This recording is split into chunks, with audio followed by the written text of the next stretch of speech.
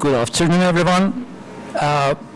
First of all, welcome to our symposium. Today, we are going to have 4 different speakers, and our session is going to be cinema and social constructs, gender, trauma, and fetishism. These are the topics that we're going to cover today, and we're going to have 4 different speakers, and every speaker is going to have about 15 minutes for each speech. First speaker is going to be Fatma Serdaroğlu, and her topic is going to be exploring ethics and aesthetics, refugee film narratives in Turkish cinema post-2011. Yeah, you can start your presentation when you're ready. Thank you for listening. Firstly, I'm Fatma, and I will cover the first part quickly. In this study, I studied the refugee stories portrayed in Turkish cinema after 2011. Sorry. And I tried to analyze the films in terms of socio-political, economical, and cultural things. And I paid attention to analyze the films in terms of ethics and aesthetics. And I tried to see how the moral vision is given with the help of these films. And I tried to analyze the stereotypes, the victimhood, such kind of things. And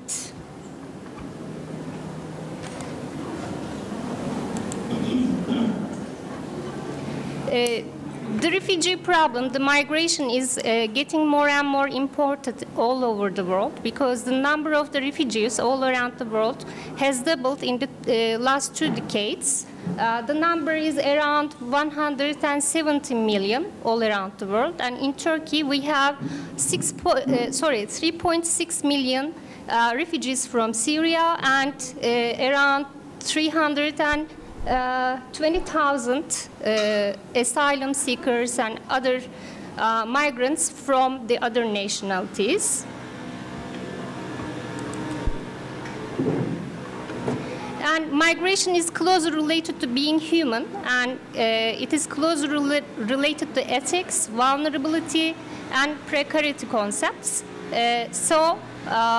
These concepts are related to the moral vision, and in cinema, it is getting more and more important. For example, in most of the media studies, people deduce that the migrants and refugees are depicted in a negative way. But when it comes to cinema, we can see that there is a counter-argument related to refugees. In cinema, the directors try to show the stories of those people, the vulnerabilities. And this is a kind of counter-argument when it is compared to the media news or social media news. So we can say that cinema is very important in terms of moral vision and ethical encounter. When it comes to Turkish cinema, we can see that there are some films, but the number is very limited. There are around 11 Turkish refugee films in Turkey, and these films, unfortunately, while they try to give the audience some empathy feeling, they generally go into the stereotypes, and they give the people's stories in terms of their victimhood. So we can say that they cannot give an ethical encounter properly. These are the films that we are going to talk about. As I told you, there are some other films also at the same time, but these are the films that have reached the largest audience, we can say. And the most important ones are More and The Guest, in my opinion, in terms of ethical encounter. And we can say that most of them are not refugee films indeed. They are somehow deal with refugee issues, but their most important concern is how the local people change. When it comes to the methodology, I tried to analyze the films in terms of content analysis and phenomenology. So I tried to pay attention to the otherness of the refugees, and also I mentioned about Levinas' proximity ethics, and I tried to analyze the films in terms of considering ethical dimension most of the time. You can see here.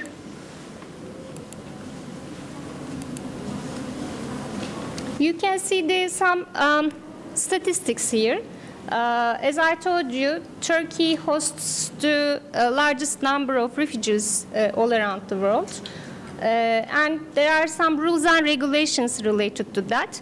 At first, Turkey didn't accept non-Europeans as refugees, as asylum seekers, because of the 1951 Geneva Convention.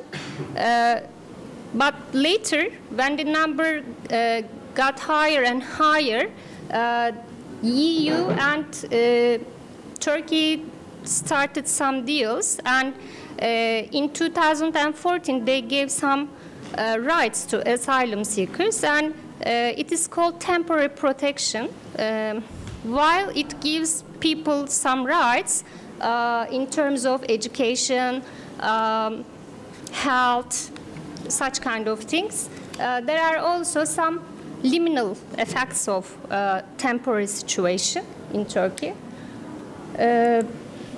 So the most important thing related to refugees in Turkey is that liminal situation. They want to go to Europe most of the time, but they have to stay in Turkey because of the rules and regulations related to deals between Turkey and EU. And they cannot go to another country, but they cannot have the full rights of as the other refugees in Turkey. So this creates a very ambiguous situation. This is the most important thing related to their status in Turkey.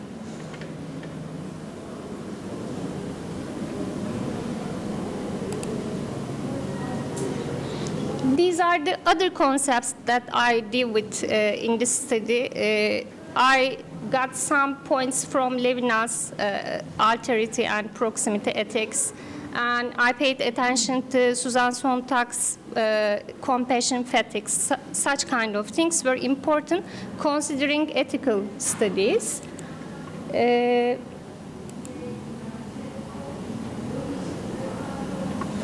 Most of the time, these films try to show the change in Turkish people. They encounter with some refugees at some point in the story, and they start to change. They are very prejudiced at first, but later they start to understand those people. Especially the first films directed after the war are related to this change issue. And these are some films you can see. Omar and Us is an important film in my opinion. There is İsmet, and İsmet changes after he meets Omar. He sees that Omar is a very good guy, he is very hardworking and helpful. But unfortunately, this also intensifies the idea of the deserving refugee. So we can criticize this film in this aspect, in my opinion. This is another film, Abandoned, in Turkish, terk edilmiş. There is an organ trade. There are some people from the hospital, the doctors, and also there is the mafia. So there is a refugee, and they take her organ, and but we don't see the story of the refugee in the film, but we focus on the interesting and corrupted relationship in the institutions. So we don't see the agency of the refugee in the film. But instead, we focus on other things. And this is another film, Sea Burners. Indeed, I cannot call this film a refugee film totally, because we see the refugees only in 2 or 3 scenes. It is a kind of background. We only know that the refugees are smuggled in the Black Sea, but it focuses on the stories of 2 lovers most of the time. And this is Saf. Won lots of awards abroad. And it is about the city urban transformation in Istanbul. It was directed in Fikirtepe. Fikirtepe is a very poor district of Istanbul, maybe you know. And there is an urban transformation there. And we see that there is urban transformation and there are vulnerabilities of local people, and at the same time, the refugees also leave some other vulnerabilities. But the main focus is also on the locals again in this story. We focus on the story of Kamil at first, but we see that refugees live in the abandoned places and they are easily found guilty of crimes that don't commit, such kind of things. So we can see that people are very prejudiced, and the locals are concerned with their own vulnerabilities, and they don't care about the worries or suffers of other people. And in Müjde also we witness a love story. There's a Syrian young guy, and Müjde is a middle-aged woman, and she falls in love with him, but at the end he has to go back to his country, but he is found guilty of a crime. And we can see that there is also a prejudice, but as I told you, this is the story of Müjde indeed, not the refugee guy. Again, we see some kind of transformation, or the focus is on the locals, Turkish people again. And this is Omar and Us. This film, although it tries to criticize the discriminations or prejudices in the host country, in Turkey, it intensifies the idea of the deserving refugees. So we can say that although the film sets out in good feelings related to refugees, the result is not the thing that they expect indeed, we can say.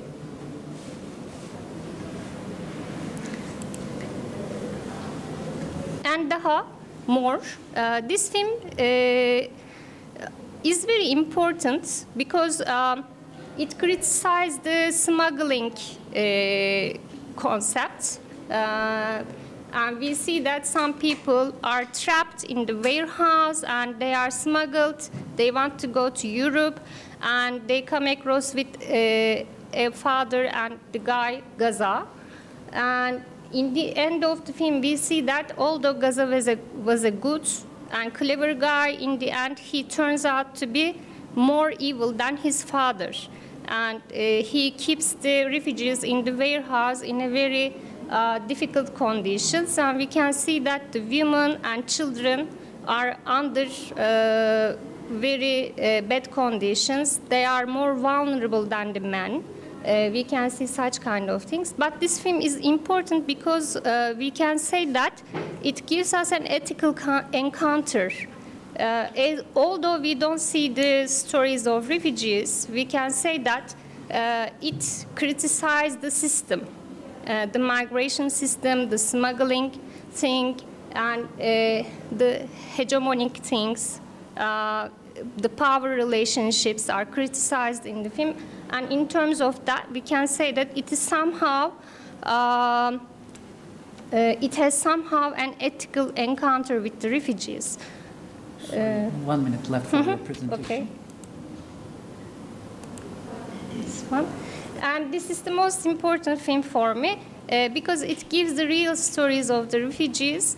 Serdaroğlu is the director of this film, and she worked in the refugee camps for years, for more than 5 years, and she meets these people, and they are really refugees, and they went to Europe, and we don't see anything about those people, but they achieved to go there, and we see their real stories. So this film gives an ethical encounter, and it gives the agency of the refugees. So we can say that it is different from the other films. And in short, we can say that although Turkish films, refugee films, try to understand the refugee vulnerabilities and their sufferings, we cannot say that they can give an ethical encounter, or they don't give any new form in terms of cinema. I think it's over. Okay. Thanks a lot for this inspiring presentation. Because of time limitation, I'm going to go so fast, so we will go on with our second speaker, Rahime, Özgün, Kehya, and her presentation is going to be about practices empowering women filmmakers and promoting their visibility. Let's give the microphone and the mouse. You can start anytime you want.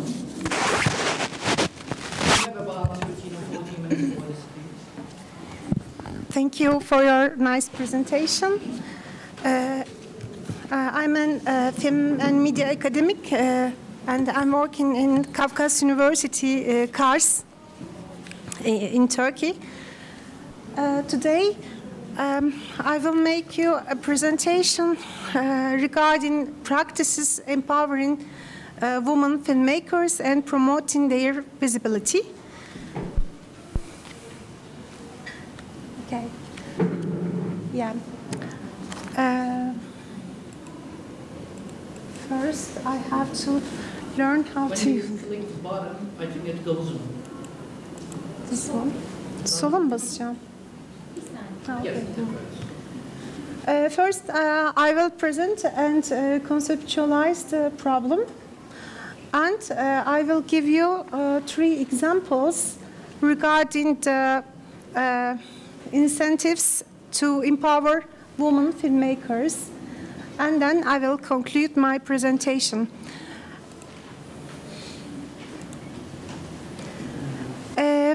My study aims to present practices that respond to the problem of the inadequate number of women filmmakers in the male-dominated global film industry. And here the problem is the celluloid silence syndrome. And it is a celluloid silence syndrome is the gender equality in film industry, and this is a worldwide problem, and we encounter celluloid silence syndrome at various stages of the film industry, from production to distribution. And in a field where funding mechanisms and distribution mechanisms such as festivals, television screenings, and movie theaters are important variables, and absence of women in creative team leads to many problems, such as representation and discourse. For example, the male gaze, patriarchal representations, misrepresentations, and underrepresentation of women are among the most criticized issues in the literature. Therefore, women's participation in film teams, especially in creative teams, is necessary for them to have voice in the narratives about themselves or about other people.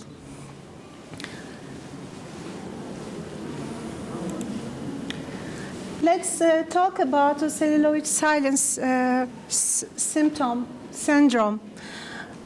In the world, it is a global problem, and I have some data from the United States. For example, 75% of the top grossing films employed 10 or more men as directors, writers, producers, editors, and just 4 persons employed, 10 or more women.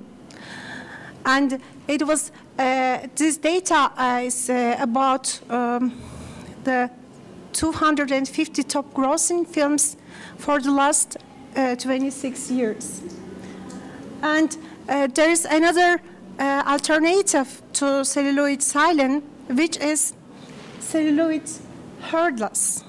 It is more about the diverse barriers and obstacles that women uniquely face and which often prevents or delays them in the ongoing race to make a movie. So it's not about women, it's about race and class. And one of the most significant challenges that female filmmakers encounter is finding funds. There's a book about 16 filmmakers around the globe, and they state that they mainly, the biggest problem is finding funds. Now, let me start with examples. First, I will talk about organizational gender-friendly initiatives. For example, Eurymarch, Austrian Film Institute, Swedish Film Institute, and in some institutes in Germany, they have female filmmakers quotation. They they gave extra points, scores, when they apply to the making film. And also, I found another example. It is, we need a gender-equal film education. For example, from Turkey, Bahar Kılıç Adilçe and Işıl Çoklar Okutan looked at how women are represented in student film projects. And it showed that how female students in film school face barriers.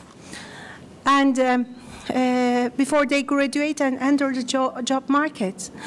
And they found that there is a gender imbalance in key roles.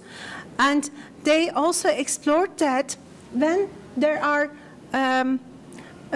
more women behind the camera with a role of director or producer, there were more women involved in a film behind the camera.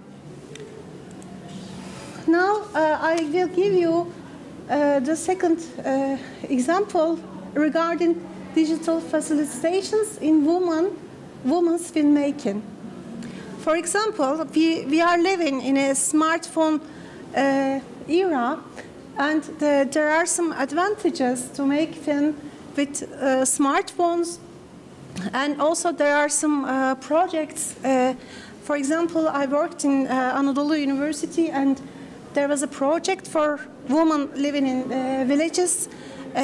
Students in the film school cooperated with women in the villages to make movies with their phones.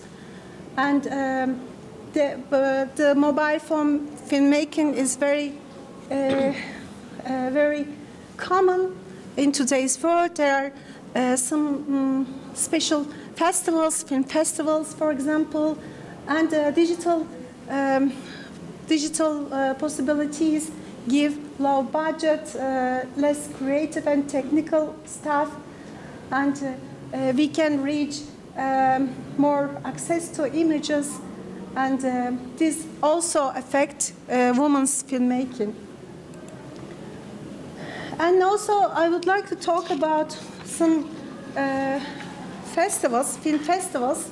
They support women's participations because I start to produce film as an independent filmmaker, and I saw some examples on filmfreeway.com, which is a famous, which is a worldwide famous film festivals program. And in this platform, there are thousands of festivals, and there are thousands of teams, thousands of categories, and some festivals are just for special to women filmmakers, and one is Women Life Freedom Film Festival. For example, I applied to this festival, and this was just for the women filmmakers, and it was for advocating women's issues. And also, Women in Dallas is a 20-year-old film festival, and it gives platform to independent women filmmakers to promote their work. And the woman, for example, at least two positions or more positions should be like director or producer, author, cinematograph, animator, or set designer, art director.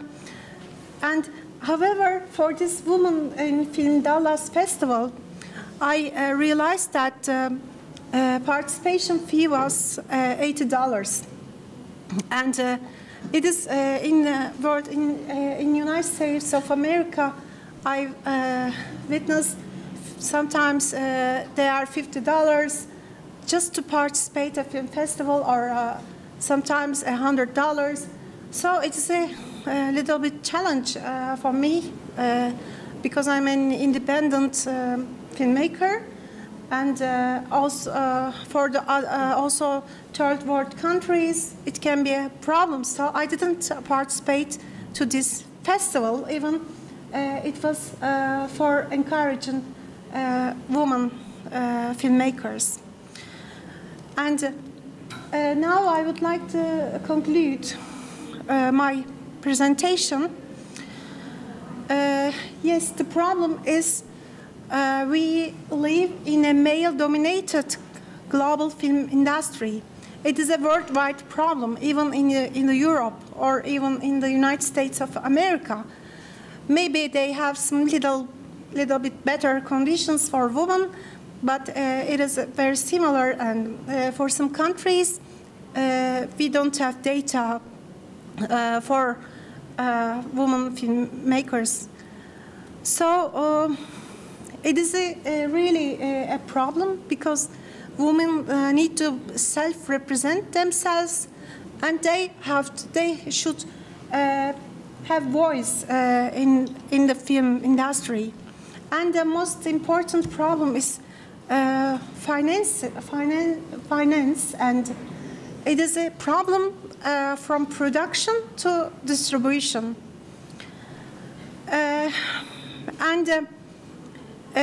I talked about 3 examples as organizational incentives, such as Euromage and some film funding institutions incentives, and about technological advancements, and because women need more confidence. It is not just about having professional technical equipment, and in the world, mobile filmmaking is recognized as an easier and more accessible technical equipment. And third, I gave 2 examples regarding woman-friendly film festivals. Of course, these are just for women filmmakers, but there are other categories in other festivals. They are just, for example, Best Female Director Award.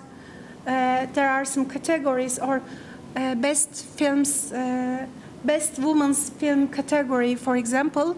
This is also an example regarding this distribution. However, still, I believe that in third world countries, or even for Turkey, there should be some incentives for participating submission films in film festivals, because not just as a woman, it's I think for problem also for male directors. Me and my friend, my colleague, he is also an independent filmmaker, couldn't submit our films to many festivals because they are so expensive for us. So, in today's world, where smartphones, digital distribution, algorithms, and artificial intelligence provide significant advances, and these opportunities should be considered as subsidies.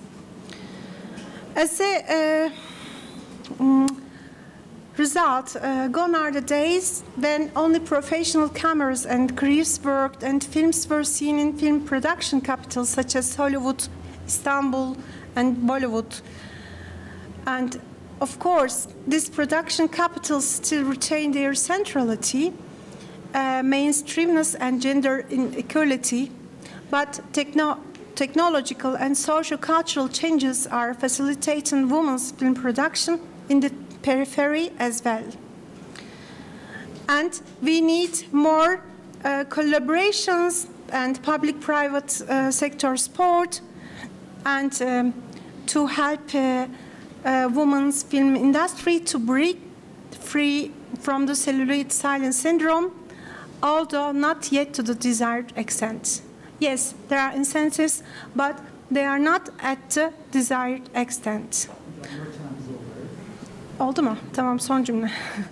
From training to employment of women filmmakers, through various projects, consciousness and awareness, many stakeholders have a responsibility to get rid of the celluloid silence syndrome and inequalities.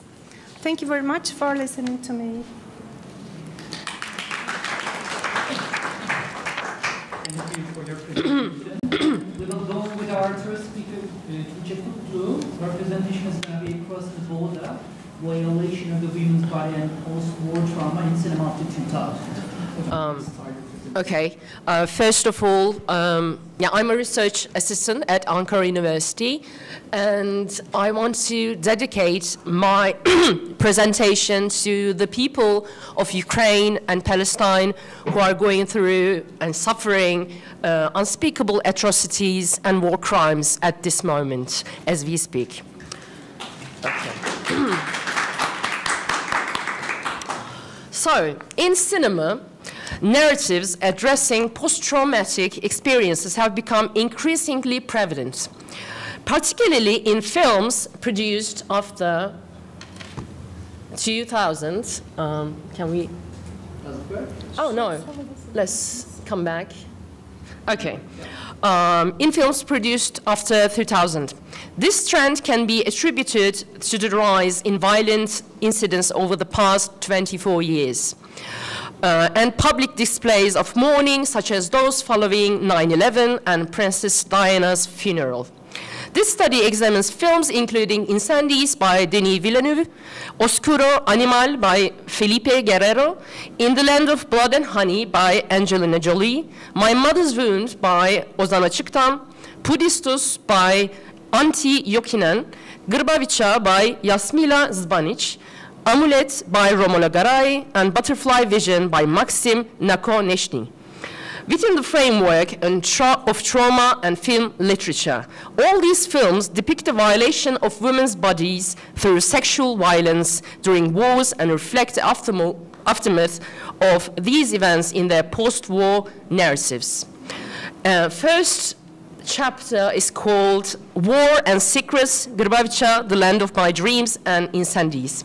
John Gallagher Jean Gallagher in The World Wars Through the Female Gaze states, visuality played a crucial role in constructing cultural discourses about war. Grbavica's director, Jasmila Zbanic, as a second-hand witness, has both seen and written about the war.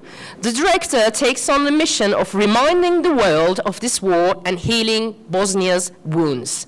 Trauma studies, a field often interdisciplinary with psychology, entered film studies later. Through films, trauma is visualized, history is witnessed, and memory is revitalized. The people, Susan Sontag says that the people of Sarajevo wanted their situation to be photographed. Victims are concerned with the representation of the pain, yet they also want their suffering to be seen as unique. Everyone desires the uniqueness of their pain and trauma to be acknowledged. Grbavica reflects this singularity. The Serbs, according to Parker, conducted a brutal war where non-Serb men were habitually killed and non-Serb women were routinely raped. Grbavica examines trauma associated with physical violation and concludes that healing is indeed possible for those who have experienced trauma. The director's approach to Esma's trauma distinguishes this film from others concerned with memory issues. The trauma is handled without being pornographic in its depiction of violence. Through the lens of a female director, this narrative of sexual violence presents another version of reality to the audience. Sarah represents this enemy within and refuses to accept the truth of her existence. She does not want to acknowledge her father's Serbian identity. Esma sits in a corner, staring into the distance. The film provides little detail about historical facts, serving as a critique of Europe's silence regarding Serbian war crimes. In Incendies, the narrative is assumed to take place, maybe before, yes.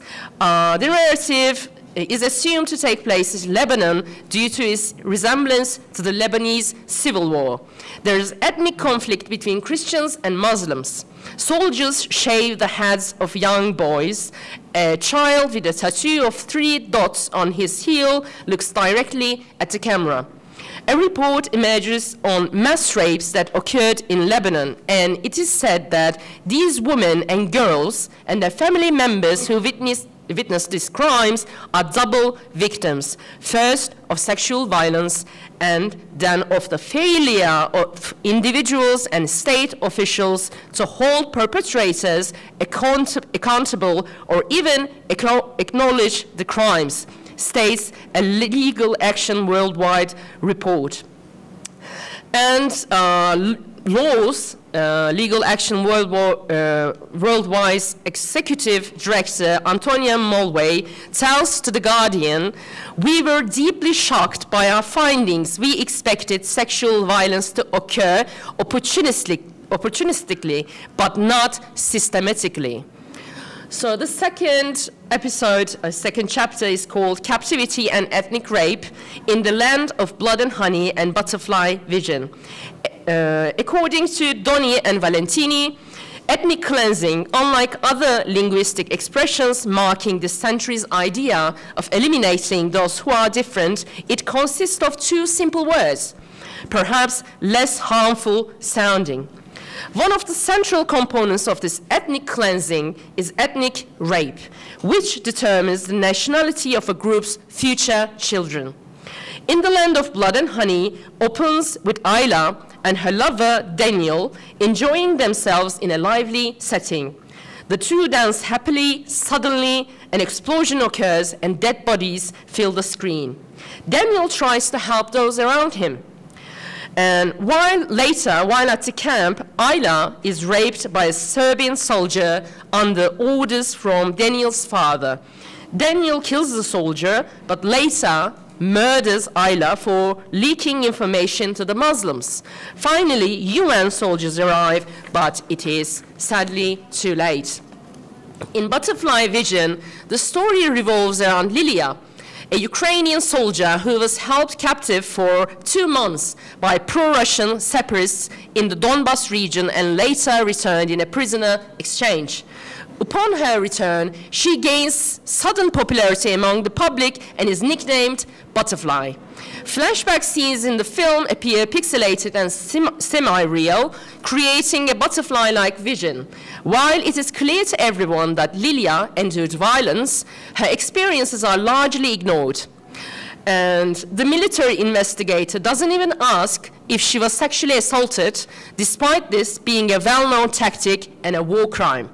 Lilia's husband, Toka, also a soldier, joins an ultra-right group. The situation worsens when it's revealed that Lilia was raped by a Russian prison guard and is now pregnant.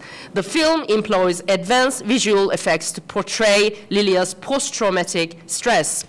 The next chapter is called Unifying Power, Trauma, Oscuro Animal, and Pudistus. Oscuro Animal portrays the lives of 3 women in Colombia through separate segments. The film uses minimal dialogue and relies heavily on symbolism.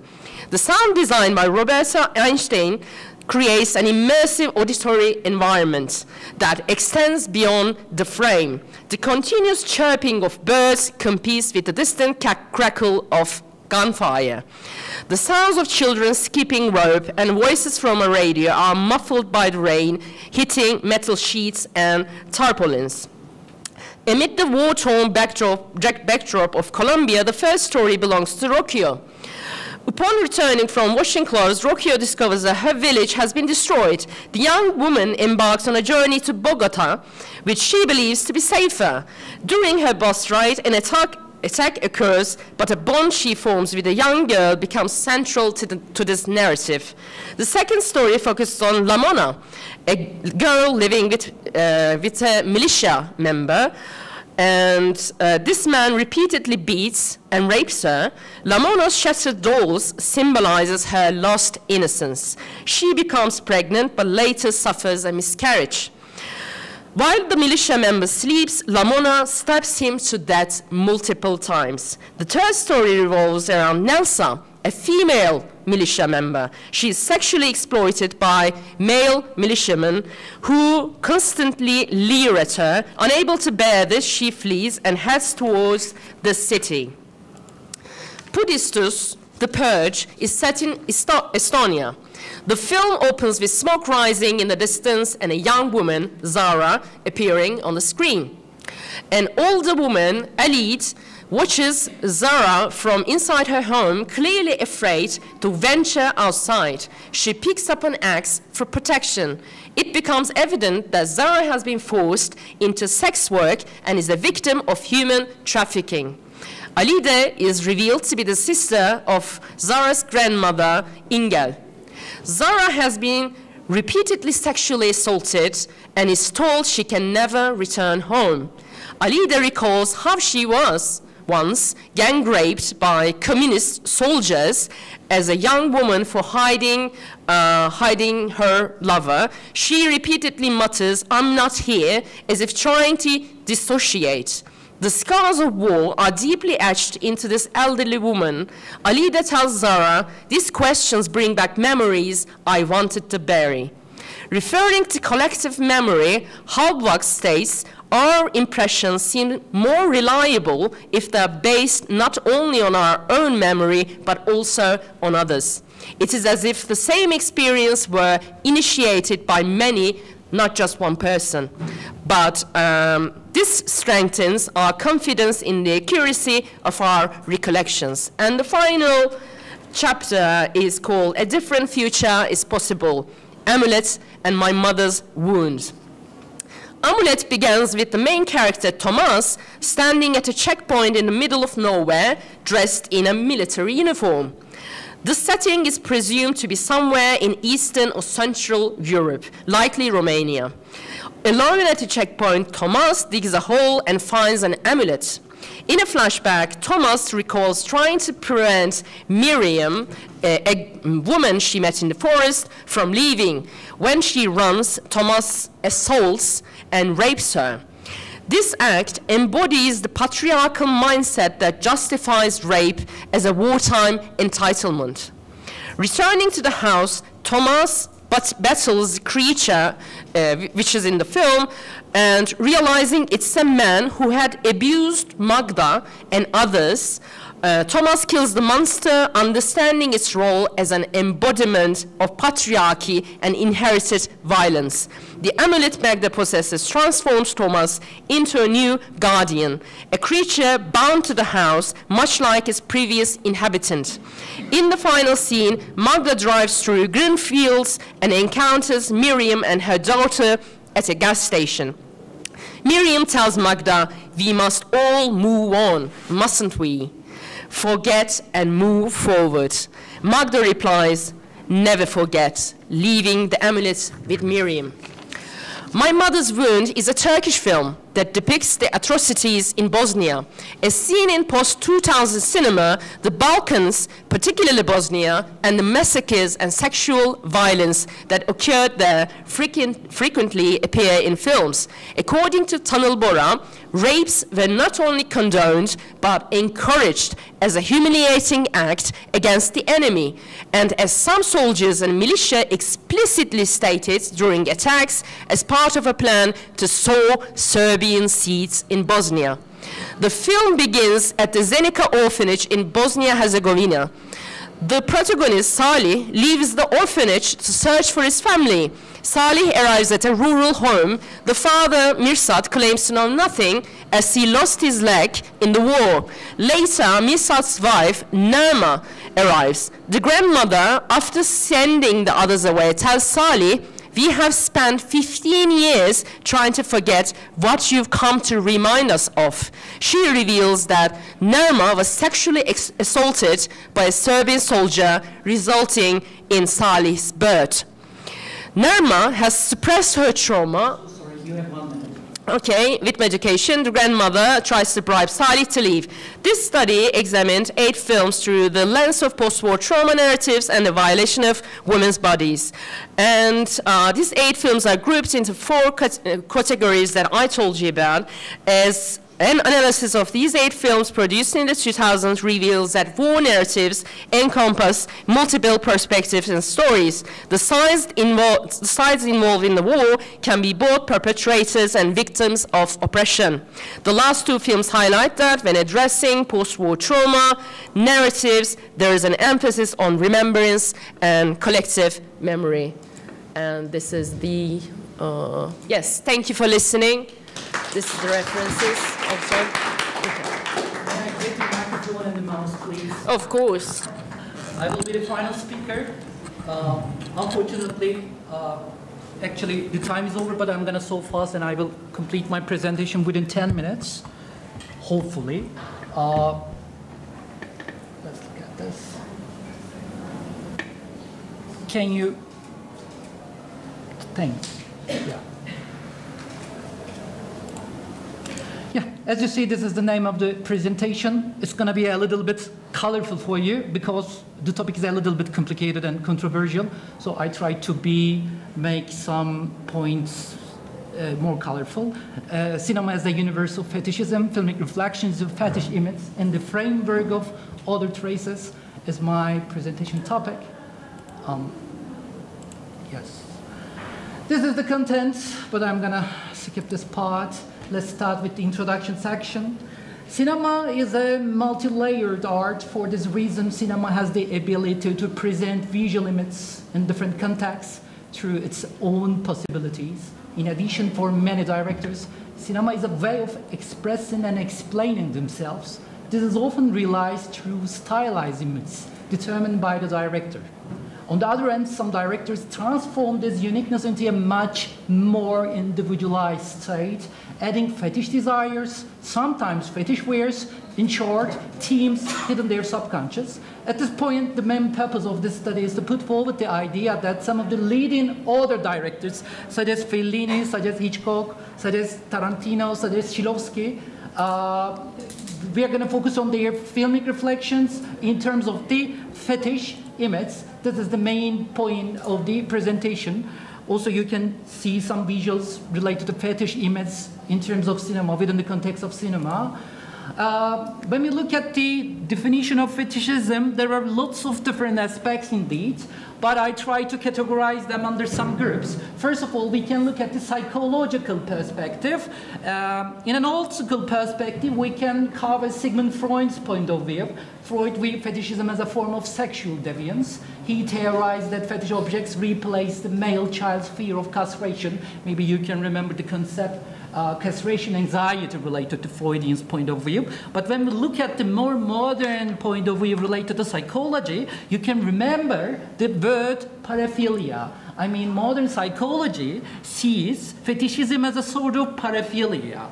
But when we look at the other perspectives related to fetishism, the second category is sociological perspective. And you may remember Karl Marx and his very famous, very well-known term known as commodity fetishism. But in modern cultural analysis, also this term is generally connected to fetish-like attachments to brands, products, technologies, and which make them into symbols of identity and status. As you see, the concept of fetishism changed from one point of view to others, so there is no just one unique definition related to this term.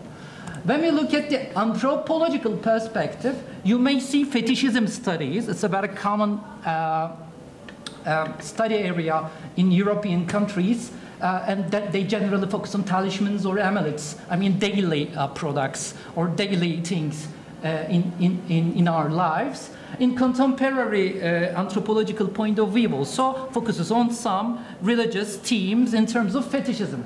But our main point is gonna be artistic point of view. You know, in cinema, filmmakers like Hitchcock, like Tarantino, have used fetishistic imagery to delve into, to explore themes of desire, power, and obsession.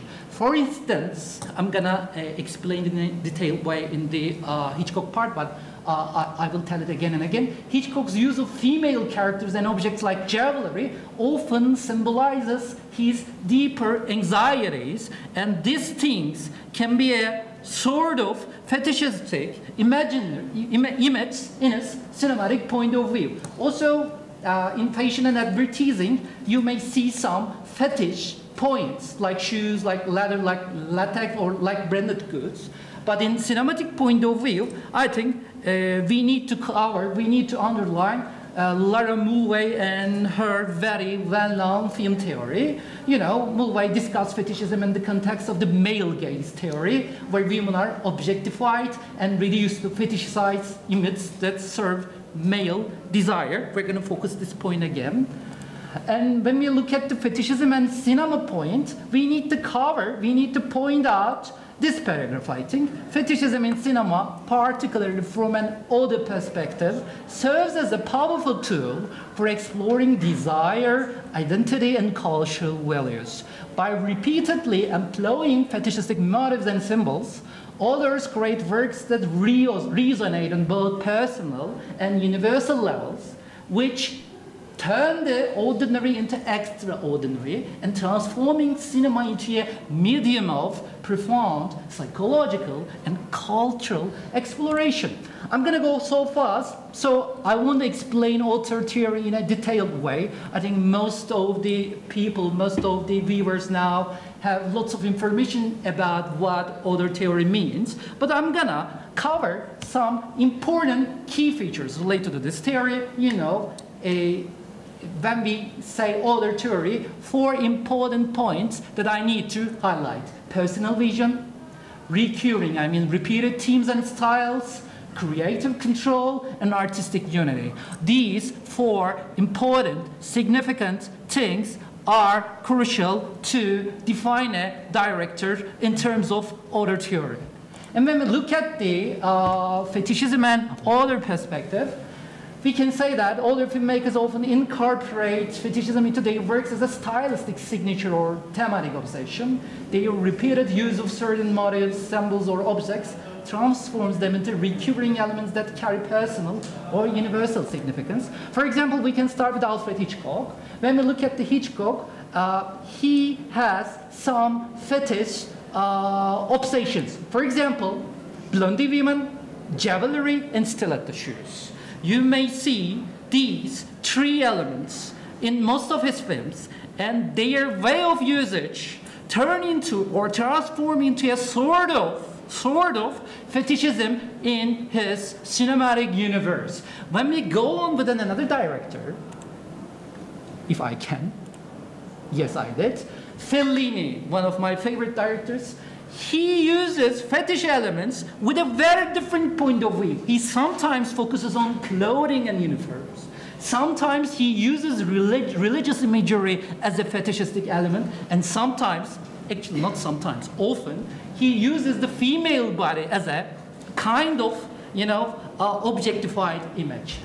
And when we look at the other points that Fellini's cinema can be added as food and sensuality, shoes and feet, and dreamlike objects. You may see these terms, these elements in a cinema as a form of fetish points. Let's go on with another director. Of course, Tarantino, of course, feet and shoes. I think everybody knows it. So in Pulp Fiction, in Kill Bill, in Once Upon a Time, and all of it, there are lots of figures, lots of images explaining his desire, explaining his passion to indicate related to his fetish desires on feet and shoes, of course, women. Yes, Tinto Pros. Normally, this director is known his erotic films, but I think he has a very different points related to avant-garde cinema. But our topic is about fetishism, so I need to focus on erotic fetishism. In a cinematic point of view, we have some important fetish themes: voyeurism, the female form, and costumes and lingerie. These are repeated themes, recurring themes that you may see in a cinematic point of view again and again. And I can say that this is a sort of fetishistic point of view related to cinema. And the final director is gonna be Shklovsky, not Kishlovsky, I think it is Shklovsky. And in his cinematic point of view, we're going to focus on metaphysical fetishism. This is the important thing that I need to underline. Unlike erotic or material fetishism, Shklovsky fetishizes mundane, daily objects, transforming them into symbols of faith, morality, and human condition. But apart from this, you may see lots of women and their hands in its cinematic universe. I'm going to cover my presentation. I'm going to complete it. As you see, this is my conclusion part. Sorry for being so fast, but I need to complete my presentation because of time limitation.